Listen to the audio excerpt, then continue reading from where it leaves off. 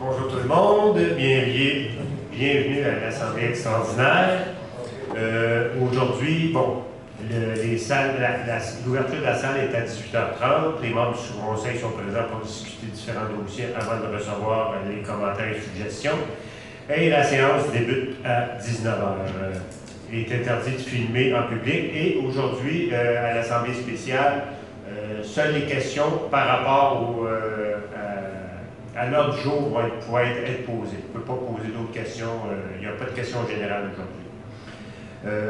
On peut commencer. Ouverture de la séance, on voit qu'on a quorum. Point 2, lecture de l'avis de convocation.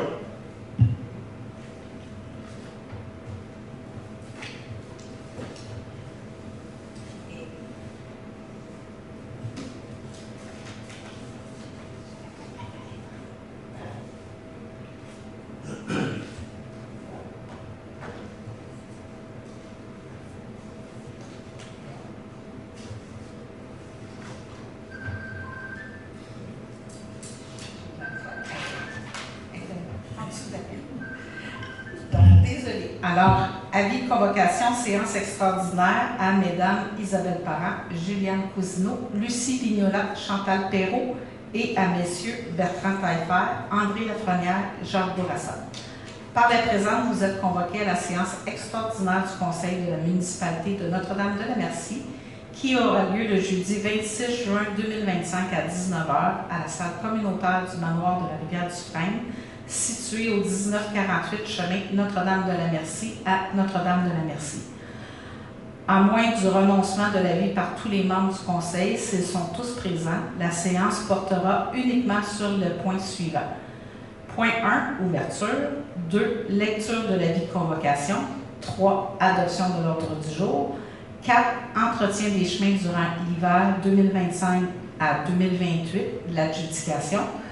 Appel à projet pour le programme d'entente en patrimoine, dépôt d'une demande. 6, période de questions. Et 7, clôture de l'Assemblée. Advenant que vous ne puissiez assister à l'Assemblée, vous êtes prié de bien vouloir avertir Martine Bélanger au numéro 819-424-2113, poste 7206 ou par courriel. Donné ce 17e jour du mois de... Oups, la date n'est pas bonne. Donné ce 23e jour du mois de juin 2026. Parfait.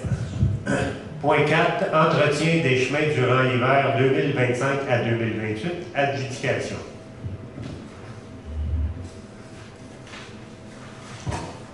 Alors, considérant que la municipalité a procédé à un appel d'offres par le système électronique d'appel d'offres SEAO et à la suite de l'ouverture des soumissions le 23 juin 2025, 3 soumissions ont été déposées. Considérant que la conformité de 2 soumissions a été établie, considérant que le résultat de l'ouverture de l'enveloppe des prix est le suivant, alors, pour Excavation Lambert Incorporée, prix avant taxe 2 997 300, taxe avec taxe 3 446 145 et 68. La soumission elle est conforme. Groupe Imoges Incorporé 2 123 820, prix avec taxe 2 452 454 et 60. Soumission qui est conforme. Les entreprises Transnord 1985 limitées, 1 445 874,30 sous, avec taxe 1 669 605 et 28. La soumission est non conforme.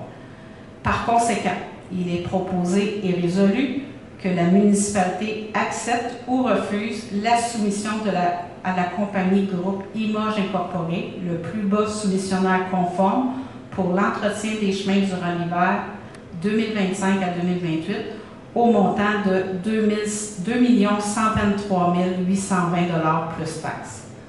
que la mairesse ainsi que la directrice générale soient et sont autorisés à signer tous les documents prévus à cet effet. Est-ce que j'ai un proposeur? Est-ce que c'est unanimement? Oui. Oui. Parfait. Oui. Point 5, appel de projet pour le programme d'entente en patrimoine, dépôt d'une demande.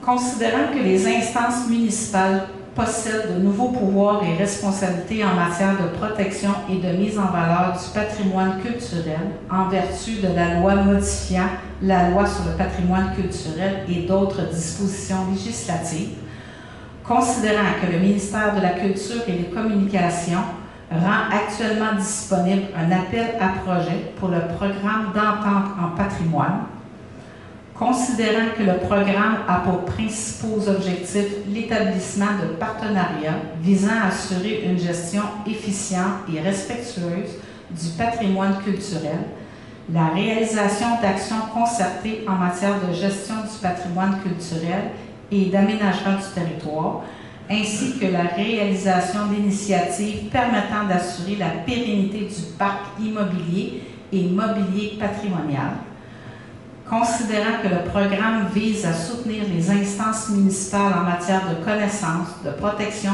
de préservation, de mise en valeur et de transmission du patrimoine culturel, considérant que le programme comprend 4 volets d'intervention, soit connaissance, expertise, planification ainsi que préservation et restauration, considérant qu'une demande peut être déposée pour l'un ou plusieurs de ces volets, considérant qu'une demande dans le cadre du programme doit être déposée au ministère par la MRC de la Matawini, considérant que la municipalité de Notre-Dame-de-la-Merci souhaite que la MRC de Matawini dépose en son nom une demande au programme pour les volets 3 et 4.2 pour l'église de Notre-Dame-de-la-Merci, considérant que le coût total estimé pour la réalisation des études est de 72 000 $ répartis entre l'établissement d'un carnet de santé de l'église de Notre-Dame-de-la-Merci au montant de 18 000 $ au volet 4.2 et une étude de faisabilité en vue de la requalification des lieux au montant de 54 000 $ au volet 3, considérant que la municipalité assumera l'entièreté des coûts non remboursés par l'aide financière du programme. Par conséquent, il est proposé et résolu que le conseil municipal autorise ou non la MRC de Matawini à déposer une demande d'aide financière pour la municipalité de Notre-Dame-de-la-Merci au programme d'entraide, au programme d'entente en patrimoine du ministère de la Culture et des Communications, correspondant à 60 % du coût total estimé pour chacune, soit un montant de 10 800 au volet 4.2 et un montant de 32 400 au volet 3, sous réserve des montants accordés par le ministère. Que de répartir la demande comme suit durant l'année de l'entente, pour l'année 2026, un montant de 43 200 $. Que la mairesse ainsi que la directrice générale et greffière trésorière soient et sont autorisés à signer pour et au nom de la municipalité tout document de nature contractuelle ou financière dans le cadre de cette demande. Est-ce que j'ai un proposeur? Je propose qu'on autorise. Est-ce que c'est adopté unanimement? Oui. Oui. Ouais, période de questions, excusez.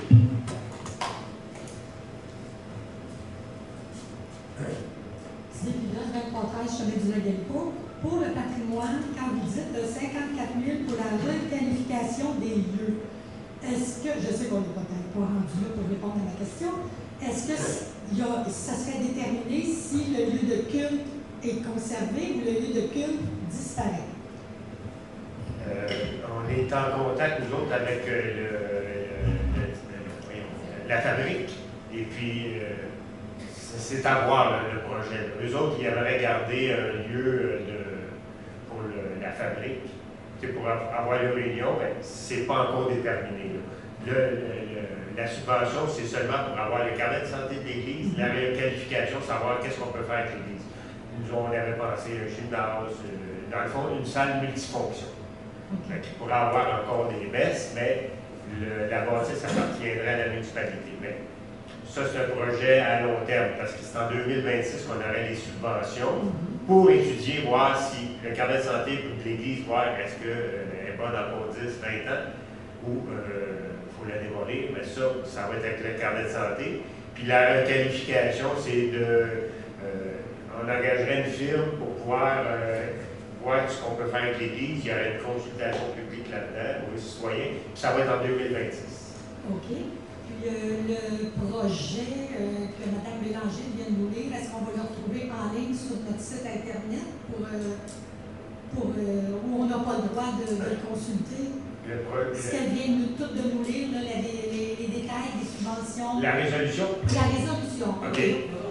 Il va être en ligne? Oui. Parfait. Merci. Mais c'est parce qu'il fallait faire la demande. On avait entre le 25 juin et le 7 juillet pour faire la demande.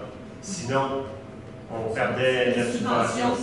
C'est pour ça que j'ai fait ça en fin de semaine passée. On l'a déposé à la MRC, elle a vérifié, c'est Fanny qui s'occupe du patrimoine. Oui. Elle a vérifié. On l'a envoyé, elle a envoyé la résolution comme quoi elle était conforme. Et on l'a fait ce soir. Elle va être déposée à MRC d'ici avant le 8 juillet pour qu'il soit déposé au rôle de la MRC pour la réunion du 8. Okay. Sinon, on perdait la subvention. Peut-être qu'on n'aura pas, mais si on ne le faisait pas, on perdait la subvention carrément. Fait que là, c'est la MRC qui devient comme un peu responsable de la demande. C'est à eux que les réponses vont rentrer, être transmises à la municipalité par après. Ben, je pense que ça va être. une copie conforme entre tout le monde. Oui, c'est ça. C'est parce que c'est Fanny qui s'occupe du patrimoine religieux. Oui. Fait que c'est elle qui voit au niveau des subventions. OK, parfait. Merci. Bonjour Daniel Solifou, 2200 chemin de la Carture. Ça fait du bien de parler de neige à Saint-Jean-Baptiste. Non, mais c'est bien que ce soit réglé tôt. Je voulais juste savoir, je ne sais pas si c'est confidentiel par rapport à. On a dit qu'il y avait une soumission qui était non conforme. On peut savoir pourquoi ou c'est. Il y avait des documents manquants. OK. Bon, merci. Des documents essentiels manquants. Dans le fond, là, la personne doit déposer une demande au gouvernement du Québec. Suite à ça, eux autres, qui ont une enquête. Dans le fond, pour pouvoir soumissionner à un contrat de plus de 1 million, il doit être inscrit au REA et la personne n'avait pas encore son inscription. Merci. Est-ce qu'il y a d'autres questions? Non? Parfait. Point 6, fermeture et levée de la séance.